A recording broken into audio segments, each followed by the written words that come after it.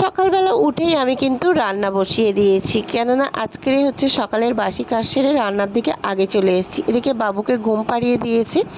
আর আমি রান্নাটা আজকের এই কারণেই তাড়াহুড়ো করে করছি, আজকের বাবুর হচ্ছে ফার্স্ট টাইম ভ্যাকসিন আছে। সেই জন্য বাবু কতটা কান্নাকাটি করবে তার কোনো ঠিক নেই। এসে হয়তো আমাকে রান্না করতে নাও দিতে পারে, জানো তো।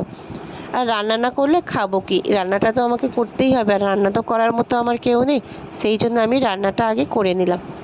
রান্না করে এদিকে স্নানটাও করে নিলাম। বাবু কিন্তু দোলায় ঘুমাচ্ছে, কেননা স্নানটাও ভাবলাম যে করে যাই, অনেকটাই এমনিতে বেলা হয়ে গিয়েছে। আমাদের যাওয়ার কথা 11টার সময়, এখন বাজে হচ্ছে 12টা। কিন্তু কি করব বলো, কিছু করার নেই। সমস্ত কাজকর্ম গুছিয়ে তারপর তো যেতে হবে, যাওয়া বললে যাওয়া হয় না। আর যেহেতু হেলথের দিদিরা এখন 2-3টে পর্যন্ত থাকবে, সেই জন্য হচ্ছে ভাবলাম স্নানটা করে যাই, তাহলে হচ্ছে এসে যদি বাবু কান্নাকাটি করে তাহলে আমাকে আর ওকে কাঁদিয়ে কিছু করতে লাগবে না।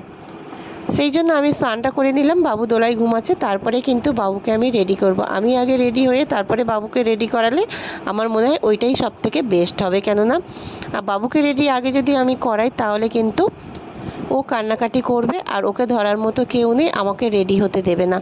সেই জন্য আমি আগে রেডি হয়ে নিলাম। আর এদিকে দেখো, আমাকে বাবুর যে আমি যাব সেই জন্য আগে বাবুর ব্যাগটাকে গুছিয়ে নিচ্ছি, কেননা সাথে একটা যদি বাচ্চা যায় তাতে হচ্ছে অনেক কিছু নিতে হয়। আর এই যে দেখো, আমার হেলথের কার্ডটা নিয়ে নিয়েছি। আমার না, এটা হচ্ছে বাবুর কার্ড বলাটাই ভুল।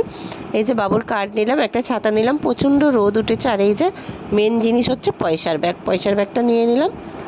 নিয়ে বাবুকে ঘুম থেকে আমি তুললাম। আর এদিকে তোমাদের দাদাভাই বলছিল আমি কি যাব তোমার সাথে। আমি তোমাদের দাদাভাইকে বললাম যে না না, তোমাকে যেতে হবে না, আমি একাই ওকে নিয়ে চলে যেতে পারবো। যেহেতু তোমাদের দাদাভাই এই কারণে বলছে, আমাদের বাড়ির কাছে একটা হেলথ আছে, কিন্তু ওখানে হচ্ছে যেদিনকে ক্যাম্প বসেছিল সেই দিনে হচ্ছে বাবুর 1.5 মাস বয়স হয়নি। তাই দিদি বলল যে ওই দিনে তো 1.5 মাস বয়স হয়নি, ওর তো ইঞ্জেকশন দেওয়া যাবে না। তুমি হচ্ছে দূরে যেখানে আজকে যাব ওখানে বললো, ওখানে 16 তারিখে ক্যাম্প আছে, ওখানে তুমি চলে যেও। আর এছাড়া আমাদের এখানের ক্যাম্প আবার যেদিনকে বসবে সেদিনে হচ্ছে ওর লেট হয়ে যাবে ইঞ্জেকশন নিতে। সেই জন্য আমি বললাম যে একটু কষ্ট হয় হোক, দূরের ক্যাম্পেই চলে যাব, 16 তারিখের ক্যাম্পেই আমি যাব। দিদিকে বললাম, তা দিদি বললো হ্যাঁ চলে যাবে। আজকে সকালবেলা দিদি ফোন করেছিল যে তুমি কি এখনও বেরোওনি। আমি বললাম দিদি একটু দেরি হচ্ছে আমার বেরোতে, কেননা ওরা তো যেহেতু ওদেরও একটা দায়িত্ব থাকে, হেলথের দিদিদের একটা দায়িত্ব থাকে। আর এদিকে হচ্ছে তোমাদের দাদাভাইকে বললাম যে যদি আমরা দুজনেই চলে যাই তাহলে কিন্তু তোমার কাজেও গন্ডগোল হয়ে যাবে, কেননা তোমাদের দাদাভাইয়েরও একটু কাজের চাপ আছে। সেই জন্য বললাম তুমি কাজ করো আর আমি আর বাবু হচ্ছে বেরিয়ে পড়ি। বলে এই যে দেখো, ওকে আমি রেডি করাচ্ছি। আর এই যে ওকে একটা কাজলের টিপ দেওয়ার পরে তার উপরে কিন্তু আমি এটা আমার বেস্ট মিল্ক দিয়ে ওকে কিন্তু আমি এটা তুলসী তলার বেশ কিছুটা মাটি আমি খড়ি মাটির মতো শুকনো করে নিয়েছি, ওটাকে গুলেই আমি কপালে দিই।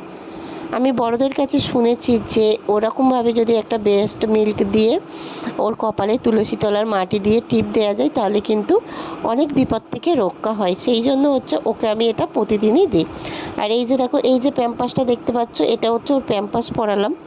এই প্যাম্পাসটা আমি মিশো থেকে অর্ডার করেছি, কেননা আমাদের তো গরিবানা ঘরে ওর প্রতিদিন কত প্যাম্পাস লাগে, কিন্তু কেনা তো সম্ভব নয়। সেই জন্য এই প্যাম্পাসগুলো ধুয়ে নেওয়া যায়, জানো তো।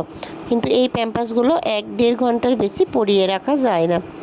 আর এই যে আমি ওকে কিন্তু একদম রেডি করিয়ে বেরিয়ে পড়ছি। আর তোমাদের দাদাভাইকে বললাম যে আমি তাহলে আসছি, তুমি তাহলে যদি কোথাও যাও গেটে চাবি দিয়ে যাবে। আর বাইরে দেখো কত রোদ, প্রচণ্ড রোদ বার হয়েছে, কিন্তু আমার তো একদম কাছাকাছি থেকেই আমি কিন্তু গাড়িতে উঠবো, সেই জন্য আর আমি ছাতাটা টাঙালাম না। আর এদিকে দেখো, ও রোদেতে একটু কেমন কেমন করছে। আর ও এতটাই ছটফটে হয়েছে যে ওকে একাকে ধরে রাখা যায় না, জানো তো। ভীষণ ভয় লাগে যে যদি পড়ে যায়, প্রচণ্ড ছটফটে হয়েছে। আর এই যে দেখো, আমি চলে এসেছি স্কুলে, এখান থেকে কিন্তু ওর ভ্যাকসিন হবে।